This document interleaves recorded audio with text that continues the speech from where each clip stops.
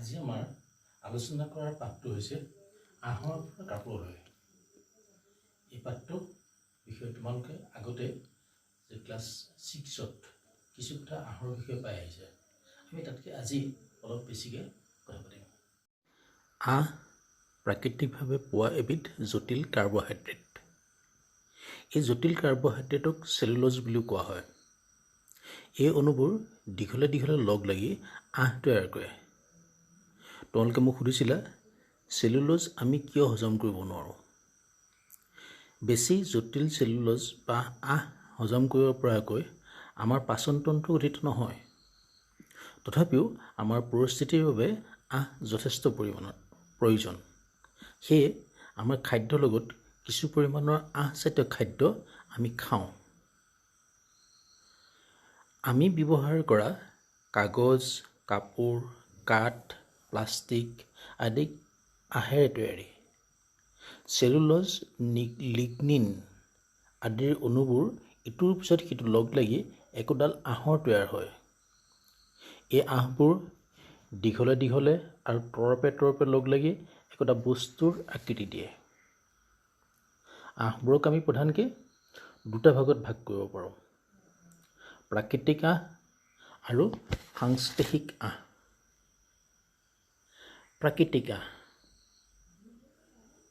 প্ৰকৃতিত অৰ্থাৎ গছ-গছনি আৰু প্ৰাণীৰ পৰা আহ যেনে কপাহ, মৰাপাট, উনটো জন্তুৰ নোমৰ পৰা পোৱা যায়। এনেকুৱা আহবিলাকক কোৱা হয় প্ৰাকৃতিক আহ। আনহাতে আমাৰ যিমানবিলাক আহৰ প্ৰয়োজন সকলোবিলাক আহ আমি প্ৰকৃতিৰ পৰা আহৰণ কৰি পেলাই আমাৰ প্ৰয়োজনখিনি পূৰা কৰিব নোৱাৰোঁ। সেয়েহে আমি কিছুমান আহ তৈয়াৰী কৰি লওঁ, মানে প্ৰকৃতিৰ পৰা চিধা নহয়, তাক আমি সংশ্লেষণ কৰি লওঁ, মানে তৈয়াৰ কৰি লওঁ। যেনে পেট্ৰলজাত সামগ্ৰীৰ পৰা তৈয়াৰ কৰা আহ আৰু পেট্ৰলজাত সামগ্ৰী আৰু প্ৰাকৃতিক আহৰ সংমিশ্ৰণ ঘটাই তৈয়াৰ কৰা আহ। সেইবিলাকৰ ভিতৰত nylon, terylene, polythene, rayon, plastic আদি সাংশ্লেষিক আহৰ উদাহৰণ।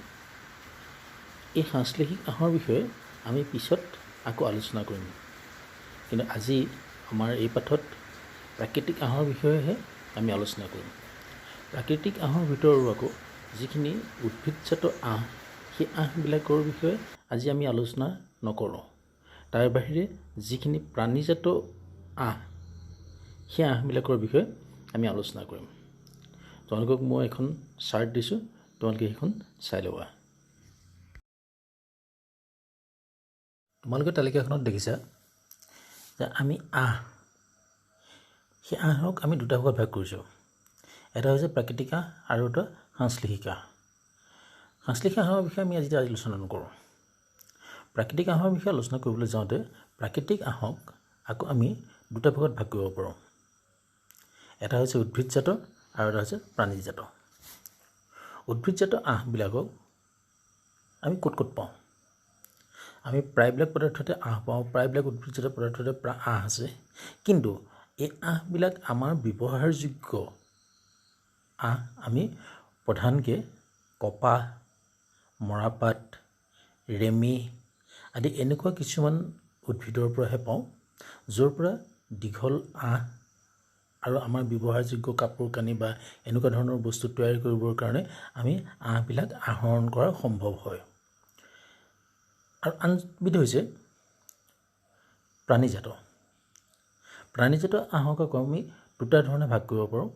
এটা হৈছে ঊণ বা ঊল, আমি যিটো গৰমৰ দিনত ব্যৱহাৰ কৰোঁ, ঊলৰ চোলা, ঊলৰ কম্বল, চুৱেটাৰ, এই ঊলবিলাক প্ৰাকৃতিকভাৱে প্ৰাণীৰ পৰা পোৱা যায়।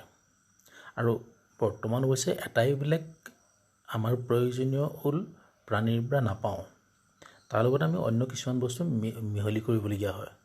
তথাপিও আমি যিবিলাক ঊল পাওঁ, সেই ঊল পোৱা মানে প্ৰাণীবিলাক হৈছে প্ৰধানকৈ ভেড়া ছাগলী, আমাৰ ছাগলী, উট, আলপাকা, লামা, য়াক, এংগোলা ছাগলী এনেকুৱা ধৰণৰ এইকেইটা প্ৰধান আহৰণ কৰিব পৰা প্ৰাণী। ঠিক আছে। আনবিধ হৈছে যে ৰেচম। ৰেচম আমাৰ অসমখন ৰেচম শিল্পৰ কাৰণে বিখ্যাত আৰু সেই ৰেচমৰ যিবিলাক উৎপাদিত সেইবিলাকক প্ৰধানকৈ এৰী, মুগা আৰু পাট এই ভাগত ভাগ কৰা হৈছে। ঠিক আছে। আমি সেই ৰেচমৰ বিষয়ে আমি পিছত আলোচনা কৰিম। প্ৰথমতে আমি ঊণৰ বিষয়ে আলোচনা কৰোঁ। আৰু এই ঊণৰ বিষয়ে আলোচনা কৰিবলৈ যাওঁতে আমি প্ৰধানকৈ ভেড়া ছাগলীৰ কথাটো আমি আলোচনা কৰিব লৈছোঁ। বাকীবিলাকৰ পৰা তেনেধৰণে পোৱা যায়, কিন্তু ভেড়া ছাগলীৰ যিমান বেছি পৰিমাণৰ পোৱা যায় অন্যবিলাকত সিমান বেছি পৰিমাণৰ পোৱা নাযায়। ভেড়া ছাগলী আমাৰ স্থানীয় ছাগলীৰ নিচিনাই ছাগলী, কিন্তু ইহঁতৰ প্ৰজাতিটো অলপ বেলেগ আৰু সেইকাৰণে সিহঁতৰ পৰা আমি প্ৰধানকৈ সিহঁতৰ নোমবিলাক পাওঁ। এই ভেড়া ছাগলীৰো খাদ্য প্ৰণালীটো আমাৰ ছাগলীৰ সৈতে প্ৰায় একে। সিহঁতি তৃণভোজী, ঘাঁহ খায়। আমি ছাগলীক যেনেকৈ কেতিয়াবা বৰষুণৰ বতৰত গছপাত খুৱাওঁ বা অলপ চলপ সিহঁতক আমি ফল মূল দানা জাতীয় বস্তু আমি সিহঁতক খুৱাব পাৰোঁ, ঠিক তেনেকৈ ভেড়া ছাগলীকো তেনেকৈ প্ৰতিপালন কৰা হয়। ভেড়া ছাগলীও আকৌ বিভিন্ন জাতৰ আছে। তাৰ ভিতৰতে কিছুমান ভেড়া ছাগলীৰ জাতৰ পৰা যথেষ্ট বেছি পৰিমাণৰ নোম আহৰণ কৰিব পাৰি আৰু কিছুমান ভেড়া ছাগলীৰ নোমবিলাক বেছি উৎকৃষ্ট মানৰ বা বিভিন্ন কামৰ কাৰণে সি উপযোগী। আন কিছুমান ভেড়া ছাগলীৰ নোমবিলাক আকৌ আন কিছুমান কামৰ কাৰণে উপযোগী। ঠিক সেই অনুপাতে আমাৰ প্ৰয়োজন সাপেক্ষে কেনেকুৱা ধৰণৰ আমি ঊল লাগে তেনেকুৱা ধৰণৰ ভেড়া আমি পালন কৰোঁ। ভেড়া পালন কৰাৰ আৰু এটা উদ্দেশ্য আছে, ভেড়াৰ ছাগলীৰ মাংস মানুহে খায় বা ভেড়া ছাগলীৰ মাংস বিভিন্ন কামত ব্যৱহাৰ কৰিব পাৰে। ঠিক আছে। চিত্ৰত তোমালোকে ভেড়া ছাগলী দেখিছা নিশ্চয়। আৰু এই ভেড়া ছাগলীবিলাকৰ গাত যথেষ্ট পৰিমাণৰ নোম হয়। এই নোমবিলাকৰ হোৱাৰ কাৰণটো হৈছেগৈ ঠাণ্ডাৰ দিনত সিহঁতৰ দেহাটোক যাতে বাহিৰৰ ঠাণ্ডাই চুব নোৱাৰে, বাহিৰৰ ঠাণ্ডাই আহি পেলাই সিহঁতক ঠাণ্ডা লগাব নোৱাৰে, সেইকাৰণে সিহঁতৰ গাৰ নোমবিলাককে সিহঁতি দীঘল কৰি লয় আৰু তৰপে গাৰ ওপৰত সিহঁতৰ জমা হৈ থাকে। আৰু সেই জমা হৈ থকাৰ কাৰণে তাৰ ভিতৰত বায়ু সোমাই থাকে আৰু সেই বায়ু ভেদ কৰি পেলাই বাহিৰৰ ঠাণ্ডা বায়ুৱে সিহঁতৰ শৰীৰত স্পৰ্শ কৰিব নোৱাৰে। আৰু সেইকাৰণে সিহঁতি আমি যেনেকৈ ঠাণ্ডাৰ দিনত কম্বল, লেপ, গৰম চোলা, গৰম কাপোৰ আদি পিন্ধি পেলাই ঠাণ্ডাৰ পৰা পৰিত্ৰাণ পাওঁ, ঠিক তেনেদৰে সিহঁতি নিজেই সেইবিলাক তৈয়াৰী কৰি লৈ পেলাই ঠাণ্ডাৰ পৰা পৰিত্ৰাণ পায়। অৰ্থাৎ সিহঁতি প্ৰাকৃতিকভাৱে অভিযোজন কৰি লয়। কিন্তু সমস্যা হৈছে যে ঠাণ্ডাৰ দিনৰ কাৰণে সিহঁতি নোমবিলাক দীঘল কৰি ল'লে হয়, কিন্তু গৰম দিন হোৱাৰ লগে লগে কি কৰিব? সিহঁতি নিজে নোমবিলাক গুচাই পেলাব নোৱাৰে। আৰু যদি নোমবিলাকেই সিহঁতক গৰমৰ দিনত ইমান বেছিকৈ হেঁচা মাৰি ধৰি থাকে, তেতিয়াহ'লে সিহঁতি উশাহ নাপাই পেলাই সিহঁতৰ মৃত্যু হ'ব। গতিকে সেই নোমবিলাক গৰম দিন অহাৰ লগে লগে মানুহে সিহঁতৰ গাৰ পৰা আঁতৰাই দিয়ে। আৰু সিহঁতিও জানে যে সেই নোমবিলাক আঁতৰাই দিলেহে সিহঁতি ৰক্ষা পাব। আৰু সেই নোমবিলাক আঁতৰাই দিবৰ কাৰণে সিহঁতি মানুহক সহযোগিতা কৰে। নোমবিলাক কাটি দিওঁতে বা আঁতৰাই দিওঁতে সিহঁতি আমনি নকৰে। আৰু নোমবিলাক আমাৰ চুলিৰ নিচিনা, গাৰ নোমৰ নিচিনা। আৰু এই চুলিবিলাক কাটিলে আমি যেনেকৈ দুখ নাপাওঁ, ঠিক সেইদৰে সিহঁতিও সেই নোমবিলাক কাটি পেলালে সিহঁতি দুখ নাপায়, সিহঁতি বৰঞ্চ আৰামহে পায়। আৰু সেইকাৰণে মানুহে সেই নোমবিলাক কাটি পেলাই মানুহৰ নিজৰ কামত ব্যৱহাৰ কৰে। আৰু গৰম দিন অহাৰ লগে লগে সেই নোম কটা কাৰ্যটোক কয় মুণ্ডন। তোমালোকে ছবিত নিশ্চয় দেখিছা যে মুণ্ডন প্ৰক্ৰিয়াটো কেনেকৈ কৰে, আৰু সিহঁতি তাত ধুনীয়াকৈ সহযোগ কৰি দিছে। ভেড়া ছাগলীৰ নোমবিলাক আঁতৰাই পেলোৱাৰ পাছত সেই নোমবিলাক আমি ব্যৱহাৰ কৰিম। সেই ব্যৱহাৰ কৰিবৰ কাৰণে সেই নোমবিলাকত যথেষ্ট পৰিমাণৰ ধূলি বালি তেল ছালৰ টুকুৰা ইত্যাদি বিভিন্ন ধৰণৰ লেতেৰা হৈ থাকে। সেই লেতেৰা হৈ থকা নোমবিলাকক আমি খুব ভালকৈ ধুই পেলাব লাগিব। আৰু সেই ধুই পেলাবৰ কাৰণে আজিকালি মেচিনত ব্যৱহাৰ কৰে। মেচিনত দি পেলাই সেইখিনি ধুই পেলায়। আৰু এই ধুই পেলোৱা যিটো প্ৰক্ৰিয়া সেই প্ৰক্ৰিয়াটোক কয় স্কাউৰিং। স্কাউৰিংটো ভালকৈ কৰাৰ পাছত সেই নোমবিলাকক সিহঁতৰ শকতভাৱে মিহিভাৱে দীঘলবিলাকক দীঘলভাৱে বেলেগে বেলেগে বৰ্গীকৰণ কৰা হয়। এয়া আমি ষ্টেপ ৱাইজ কামখিনি কৰি আছোঁ। 1 নম্বৰ হৈছে মুণ্ডন, 2 নম্বৰ হৈছে স্কাউৰিং, 3 নম্বৰ হৈছে বৰ্গীকৰণ,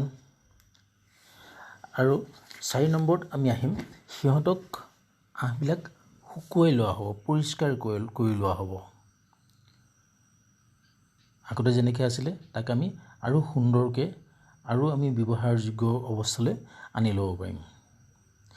তাৰ পাছৰ ষ্টেপটো হৈছে যে নোমবিলাকৰ ৰংবিলাক আমি ব্যৱহাৰ কৰা বা আমাৰ প্ৰয়োজনীয় ৰংবিলাকত নাপাব পাৰোঁ। সিহঁতৰ গাৰ ৰং অনুসৰি ক'লা, বগা, মুগা আদি বিভিন্ন ৰঙৰ থাকে। কিন্তু আমি সেই ৰংবিলাকৰতো কাপোৰ ব্যৱহাৰ নকৰোঁ, বা সেই ৰংবিলাক ব্যৱহাৰ কৰিলেও আমি সেইবিলাকৰ যিটো অৰিজিনেল কালাৰ, তাৰ নিজা ৰংটো তাক নাইকিয়া কৰি পেলাওঁ। নাইকিয়া কৰি পেলাই তাক ব্লিচিং কৰোঁ। তাৰমানে ব্লিচিং পাউডাৰত ডুবাই থ'লে সেই নোমবিলাক কোমল হয়। বেছি সময় নহয়, এটা হিচাপত কৰিব লাগিব। আৰু সেই নোমবিলাকৰ যিবিলাক নিজা ৰং সেই নিজা ৰংটো নাইকিয়া হৈ যায়। আৰু সেই ব্লিচিং কৰাৰ পাছত আমি যেতিয়া ৰং কৰোঁ তেতিয়াহ'লে তাৰ আঁহবিলাকৰ মাজে মাজে ৰংবিলাক সোমাব পৰাৰ সুবিধা হয়। সেইকাৰণে আমাৰ ইচ্ছা অনুযায়ী আমাৰ সুবিধা অনুযায়ী আমি সেইবিলাকক ৰং কৰিব পাৰোঁ। এই ৰং কৰাৰ পাছত এই ঊণবিলাকক আমি ফনিয়াই পেলাই মানে দীঘল দীঘল কৰি পেলাই তাক নিৰ্দিষ্ট আকৃতিত দি পেলাই আমি তাক ব্যৱহাৰ কৰিব পাৰোঁ। আৰু দীঘল দীঘল কৰি লোৱাৰ পাছত আমি কি কৰিম, সিহঁতক সূতা কাটিম। আঁহবিলাক আঁহ হৈ থাকিলে আমি কাপোৰ ব'ব নোৱাৰোঁ। আঁহবিলাক সূতালৈ ৰূপান্তৰিত কৰিব লাগিব। তাৰমানে ইডাল আঁহৰ লগত সিডাল আঁহ লগাই পেলাই ইডাল আঁহৰ লগত সিডাল আঁহ পকাই পেলাই আমি সূতালৈ ৰূপান্তৰিত কৰিম।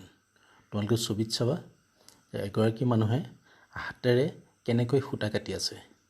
তেওঁৰ হাতত যিটো টোপোলা আছে সেই টোপোলাটো হৈছে আঁহবিলাক থোপ খুৱাই একেলগে লৈছে আৰু তেওঁ টাকুৰিত সূতা কাটি আছে। কিন্তু আজিকালি মেচিনত